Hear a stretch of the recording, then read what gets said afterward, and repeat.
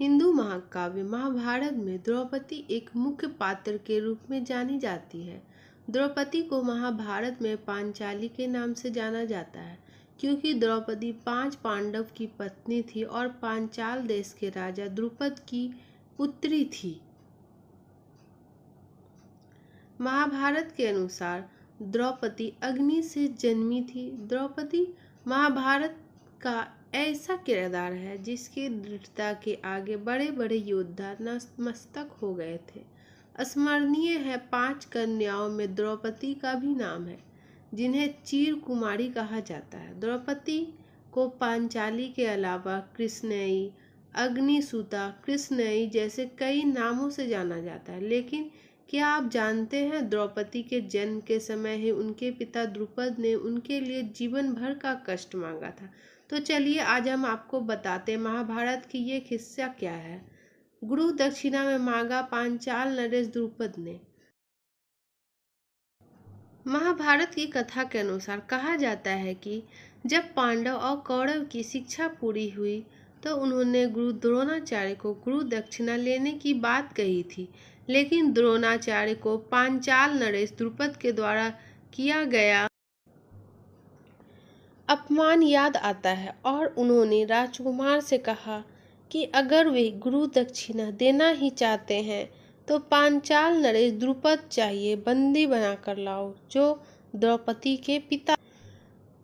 अपने गुरु के इस फरमान के आगे राजकुमार अपने अस्वस्थ पांचाल देश की ओर चल दिए। पांचाल पहुंचने के बाद अर्जुन ने गुरु द्रोणाचार्य से कहा, गुरुदेव आप पहले कौरवों को राजा द्रुपद से युद्ध करने की आज्ञा दीजिए। पुत्र की प्राप्ति के लिए किया यज्ञ। यदि वे द्रुपद को बंदी बनाने में विफल रहते तो हम पांडव युद्ध करेंगे। इसके बाद अर्जुन ने द्रुपद को बंदी बनाकर गुरु द्रोणाचार्य के समक्ष पेश किया था। अर्जुन ने द्रुपद के आधे राज्य को जीतकर ऋषि द्रोण को दे दिया।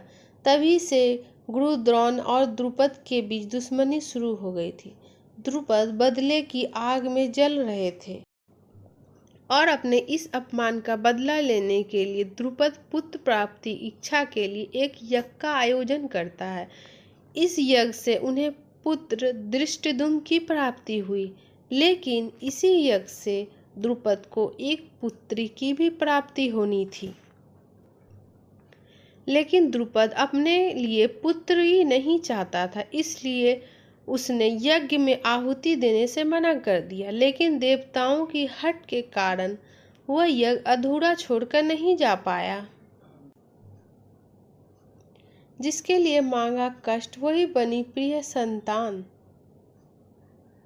इसी बात से क्रोधित होकर द्रुपद अपने पुत्री के लिए देवताओं से जीवन भर के कष्ट मांग लेता है। द्रुपद यज्ञ की अग्नि में एक एक करके सभी चीजों की आहुति देता है। साथ ही साथ वे अपनी पुत्री के लिए दुख मांगता चला जाता है। अबीर की आहुति देते हुए द्रुपद कहता है कि अबीर की भांति पवित्र चरित्र हो उसका, लेकिन फिर भी उसे इस दुनिया की सारी अपवित्रता प्राप्त हो।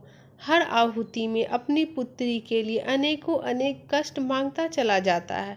दोस्तों अगर आपको हमारी वीडियो थोड़ी सी भी पसंद आए तो प्लीज़ वीडियो को लाइक एंड चैनल को सब्सक्राइब करें।